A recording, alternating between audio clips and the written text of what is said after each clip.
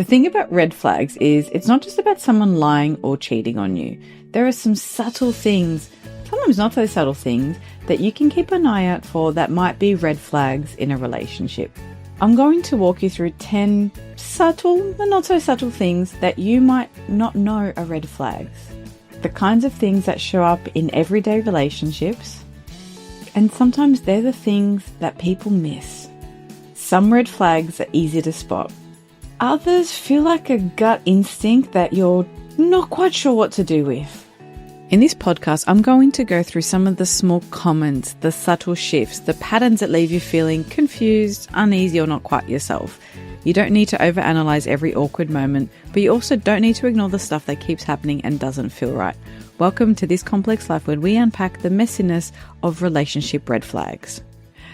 We've all seen the red flag memes. We've probably sent them to our friends or posted them on our socials thinking, is this my partner? Is this me? Oh my goodness, what do I do? And sometimes they're very harsh. It's like if someone does something wrong, you should block them. If someone does this, you should cut them out of your life. But they're not always that black and white, and they're not always that easy to notice. And I think we've misunderstood what red flags are. Not every red flag means that you should leave.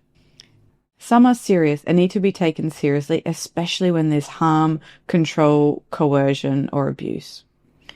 But others can be misunderstandings, communication issues, or past hurts that haven't quite been resolved. These moments can actually be a chance to build connection, to reflect, and to have sometimes difficult or awkward, but also productive conversations that can actually bring you closer together and build trust. And if you missed last week's episode on trust, you might want to check that out. I discussed some of the areas of trust and the elements that sometimes we get wrong in relationships. Now, the thing is, everybody brings their own stuff into relationships. Every single one of us. I do. My partner brings it into mine. All the individuals that I see in therapy bring it into their relationships. We all bring our stuff, our way of seeing the world, our hopes, dreams, aspirations, what we think is normal, what we think is abnormal, and a way of being and doing life. And that's different. Any two brains are going to have differences. Even if you were dating your identical twin or your clone, you're going to have differences. The goal isn't to find someone who never gets it wrong or who you agree with on everything. It's about getting to know the difference between what's workable and something that is slowly eroding your well-being. It's not about one-off moments, it's about patterns over time. If something keeps happening that leaves you feeling confused or small or leaves you second-guessing yourself, that matters. You don't have to put up with it, and you don't have to fix it either. Red flags can be used as a bit of a symbol or a sign to check in with yourself.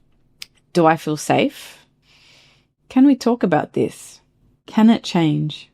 The answers to those questions matter more than some posts from social media, and they're worth paying attention to. Here are 10 of the red flags that I think are important to recognize in a relationship. Do they have a disrespectful attitude? How do they speak to you in front of others? Are they making jokes at your expense? Are they undermining you to get a laugh? Are they using sarcasm that leaves you feeling small? The second one is no accountability. And this is an important one. I spoke about it when I talked about trust in a previous episode. This is how they talk about other people. So think about how they speak about their ex. If they're saying things like, oh, she's crazy, blaming her or him for everything, avoiding taking any responsibility for past conflict, that might be a red flag of their ability to take any ownership, have any sort of reflection, and take accountability for the role that they played. The third one is boundary pushing. How do they respond when you or someone else says no? Remember, with boundaries, you can say no and someone be disappointed. Being disappointed is okay, but are they acting petulant? Are they getting passive aggressive or sulky or trying to manipulate you through their behavior? Are they respecting of you having a boundary? Or do they push through and not respect your need for time or for space? Are they pushing your limits and then calling you sensitive or saying you're overreacting? The fourth one is around unsafe disclosures. And I've talked about the importance of privacy and confidentiality in relationships, and gossiping not being a good connector. That we might feel connected, but it's a false sense of intimacy. And when we're gossiping about someone else or sharing private information, it leaves that person wondering, what are they saying about me? So a red flag here would be how much they share about other people, about their other relationships and friendships. Are they sharing intimate details that's not theirs to share? Breaking others' trust to bond with you? Because these things create a false sense of closeness. And I don't know about you, but it would leave me feeling like I'm being used, that somehow they might be telling things about me to somebody else. And it would make me really hesitant to share anything or disclose anything, because I would always be watching my back thinking, if they've shared these intimate private details about someone else with me, what are they sharing with them? Or if we have a fight, what are they going to be saying about me?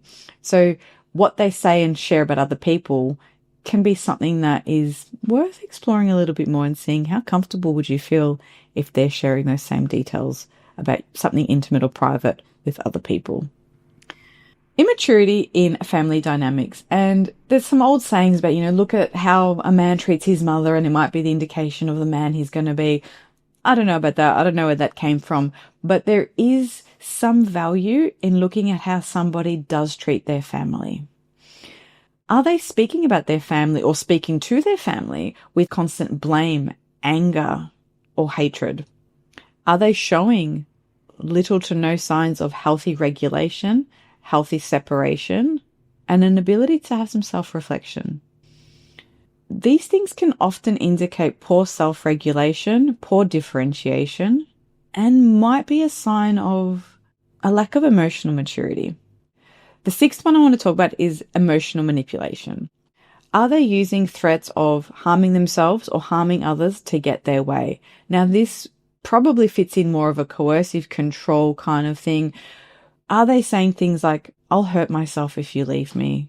You're the only reason I have for being here. Creating fear as a way to control you. That's not love, that's coercion. And they might need some proper mental health support. And if you've got any fears of safety, please contact safety helplines in your area. Number 7 is lack of emotional safety.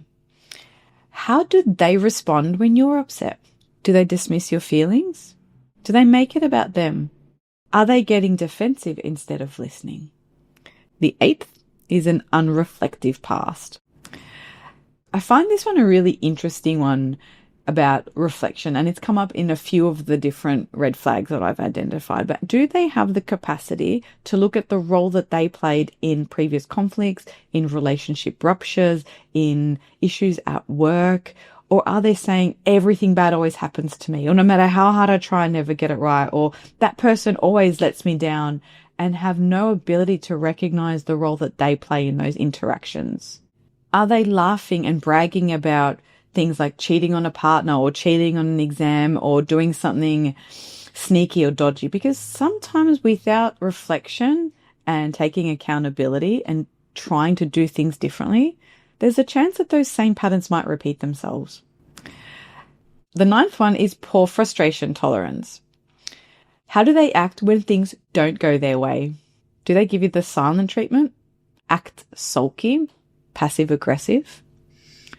Are they punishing you emotionally instead of working through conflict? Do you feel like you're walking on eggshells around them? And the last one I want to talk about is conditional kindness. How do they treat people that they don't need to impress? Are they rude to waiters, cleaners, or other customer service people? Are they warm and charming to people in power or who can give them something, but cold or withdrawn to others?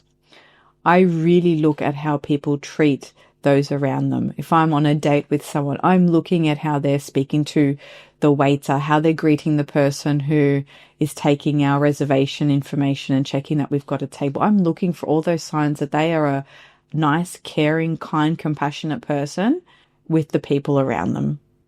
Watch how they act when nobody's watching. That's different to being shy and different to changing how you treat people depending on what they can provide you. Red flags aren't about being dramatic. They're about paying attention to the patterns that might leave you feeling small, unsafe, or like you're constantly questioning yourself. You don't need to wait for something extreme to take your discomfort seriously. And you don't need to run at the first sign of something being hard. The real work is figuring out which one is which. If any of this felt familiar, it might be worth thinking, what's showing up for me right now? What am I tolerating that maybe doesn't sit right? In the next podcast episode, I'm going to talk a little bit more about the red flags that you're not quite sure if they're actually red flags or just discomfort, because not everything that feels hard is actually unsafe. And if there are any red flags that I didn't include or you want me to talk a little bit more about, reach out to me. I'd love to hear from you. You can send me a DM on Instagram, on LinkedIn, or you can fill out the contact form below. Join me next week where I talk a little bit more about those red flags that you're not quite sure if they're just red flags or discomfort. Thank you for listening, and I hope you enjoyed this episode. Thank you for listening. To keep the conversation going, head on over to Instagram or LinkedIn and follow me. If you'd like to keep updated with episodes and other interesting things happening in mental health, join my weekly This Complex Life newsletter, where I'll share tools, tips, and insight. There's a link in the show notes. Got a question you want answered? Shoot me an email or a DM. I'd love to hear from you. And if you enjoy the show, I'd really appreciate it if you could leave a rating and a review. It helps other people find the podcast.